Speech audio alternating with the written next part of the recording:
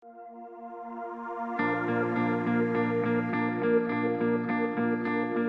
þið sæl.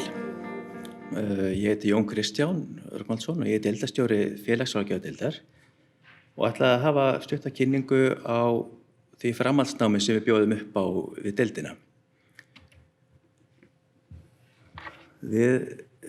Kjarni námsins er starfsréttindanámið í félagsráðgjöf, síðan ætla ég að hlaupa hérna yfir rannsóknarnámið og tvær námsleiðir í öldrunarfræði og fara síðan yfir það diplómanám sem verður í boði á næsta skólaári. Starfsréttindanámið í félagsráðgjöf er 2 ára fullt nám og það er þannig hjá okkur að það eru bara 40 nemendur sem komast inn á þessu skólaári og þannig að það er kennt í litlum hópum. Inntökuskilyrði í námsleiðina er BA-próf í félagsráðgjöf og krafist fyrstu einkunnar og það er ekki mögulegt að víkja frá þeirri kröfu. Síðan er einnig farið fram á það að nemendur geri grein fyrir hæfni sinni til náms, meðal annars með greinargerð og staðfestingu á starfsreynslu og umsögnum frá yfirmanni og nánari upplýsingar má finna á vefsíðu deildar.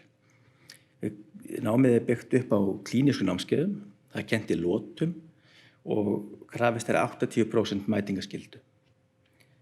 Þá er einnig starfsþjálfun stór hluti námsins. Síðasta missérið er að öllu leyti starfsþjálfun og lokaverkefni er þá MR-ritgerð sem er 30 einingar og að loknu náminu að þá öðlast nemendur starfsréttindi sem félagsráðgjafar og sem er löggilt starfsheiti.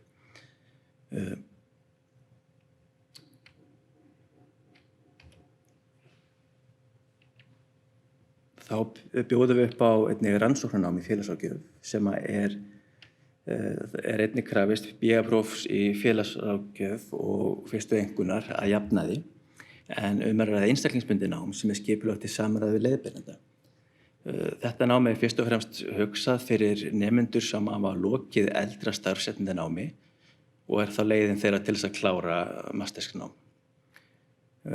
Það eru valnámskeið sem eru valin í samráði við leiðbeinanda og MR-ritgerð síðan skrifuð sem að skal að jafnaði vera 40 til 60 einingar eftir því hvað fólk kýs að gera og skrifar um. Þeir nemendur sem hafa lokið starfsréttindanámi í félagsráðgjöf frá Háskóla Íslands, eldra námi, geta fengið hluta því metið upp í þessa gráðu ásamt diplómanámi. Þannig að það er hægt að stytta þessa leið.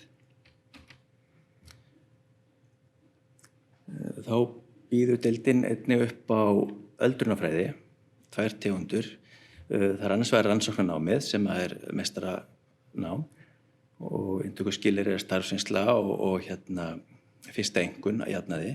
En er að þverfaglega námsleið, þannig að það er litið til grunnprófs úr háskólaprófi úr félags- eða heilbrigðisvísindum og litið til starfsreynslu og yfirleitt sem við náms- og starfsferil við inntöku í námið. Valnámskeið er 30 til 50 einingar og eru þá oft valin við aðra deildir og lokaverkefni 40 til 60 einingar.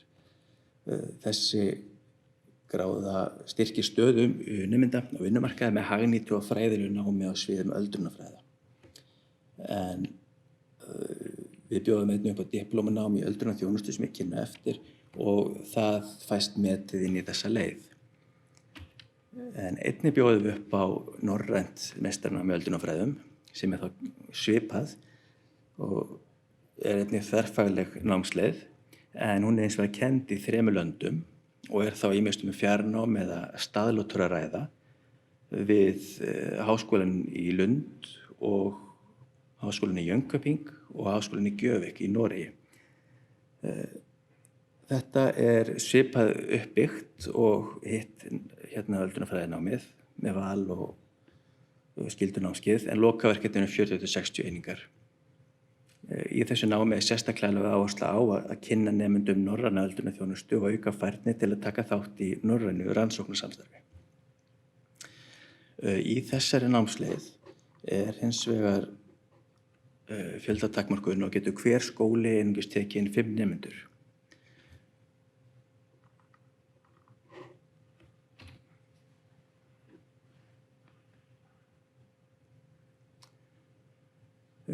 Þá ætla ég að víkja að diplómunámi við félagsráðgjafardeild.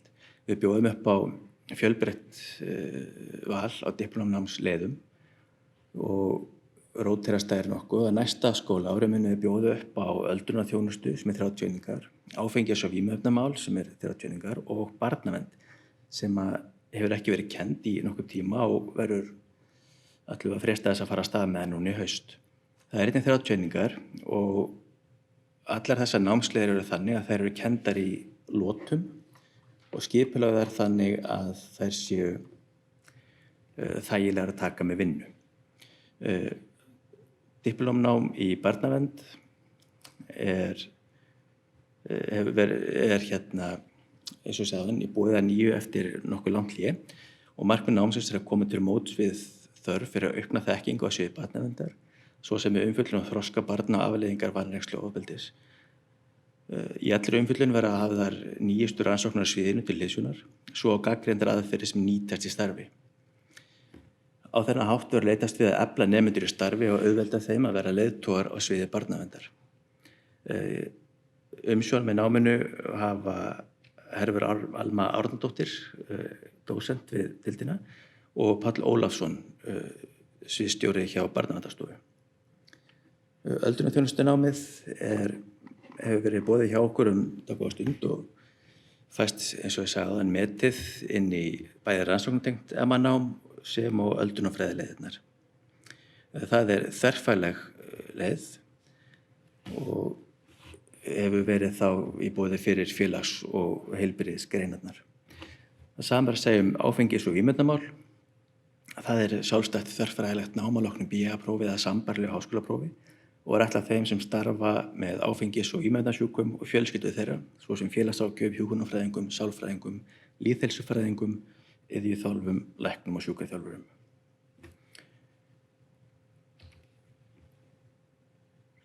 Á vakna einhverjar spurningar eftir þessa kynningu þá bendum við á að hægt er að hafa sambandi nemenda þjónustu félagsvísindasviðs í nemffs@hi.is, heimasíðu deildarinnar hi.is/félagsráðgjafardeild eða í tölvupósti beint til mín sem er jonkristján@hi.is. Takk fyrir.